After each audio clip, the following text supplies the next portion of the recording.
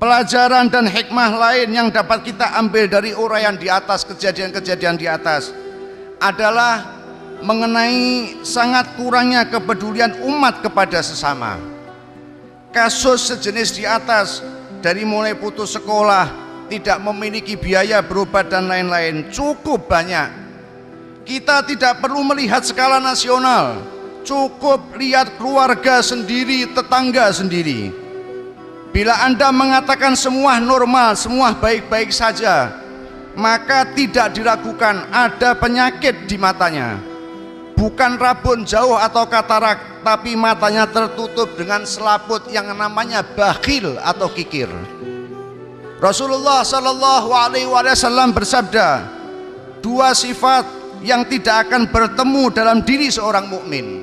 Mukmin yang benar tidak akan memiliki sifat ini. Apa?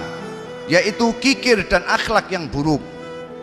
Beliau Shallallahu Alaihi Wasallam juga bersabda, bukanlah dari golongan kami orang yang diperluas rizkinya oleh Allah lalu kikir dalam menafkahi keluarganya.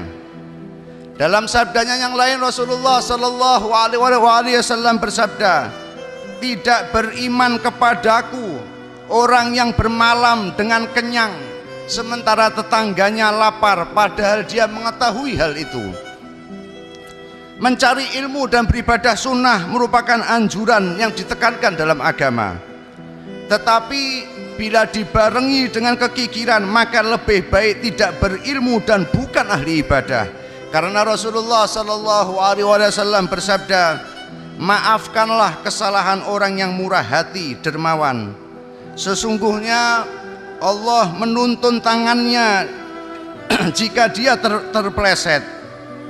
Seorang pemurah hati dekat kepada Allah, dekat dengan manusia, dan dekat kepada surga. Seseorang yang bodoh tapi murah hati, dermawan, lebih disukai Allah daripada seorang alim atau tekun ibadah tetapi kikir atau bakhil. Allah Subhanahu wa ta'ala mengecam mereka yang kikir dalam firman-Nya, wala yahsabanna alladziina yabkharuna bima ataahumullahu min fadlihi wa khairal lahum bal huwa syarrul lahum sayutawwaquna ma bakhiru bihi yaumal qiyamah walillahi miratus samawati wal ardi wallahu bima ta'maluna khabir. Sekali-kali janganlah orang-orang yang bakhil dengan harta yang Allah berikan kepada mereka dari karunia-Nya menyangka bahwa kebakhilan itu baik bagi mereka. Sebenarnya kebakhilan itu adalah buruk bagi mereka. Harta yang mereka bakhilkan itu akan dikalungkan kelak di lehernya di hari kiamat. Dan kepunyaan Allah lah segala warisan yang ada di langit dan di bumi. Dan Allah mengetahui apa saja yang kamu kerjakan.